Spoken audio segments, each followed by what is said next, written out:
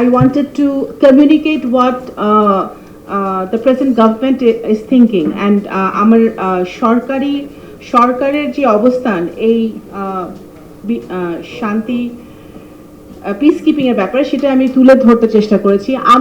আমার ব্যক্তিগত ফিলিংস আমি একটু বলতে, এখানে অনেকে বক্তব্য বলেছেন যে আমাদের সেনাবাহিনী সদস্যরা যে ভূমিকা রাখেন, আমি যা দেখেছি আফ্রিকার দেশগুলোতে গিয়ে বিভিন্ন কনফারেন্সে, আমার কাছে মনে হয়েছে যে আমরা বাংলাদেশিরা সেটা উপলব্ধি করি না।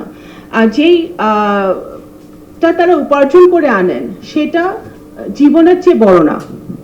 ওনারা জীবন বাজি রেখে এবং ওনাদের পরিবারদেরকেও আমি আজকে স্মরণ করতে চাই যে প্রত্যেকটা ফ্যামিলি তাদের পরিবারের সদস্যকে, তাদের বাবাকে, তাদের স্বামীকে, তাদের ভাইকে পাঠিয়ে দিচ্ছেন যে তারা ফেরত আসবে নাকি সেটা তারা জানেন না। সেটা সেই দেশপ্রেম থেকেই, সেই বাংলাদেশের প্রতি সেই ভালোবাসা থেকে কিন্তু তারা এই কাজটি করে যাচ্ছেন।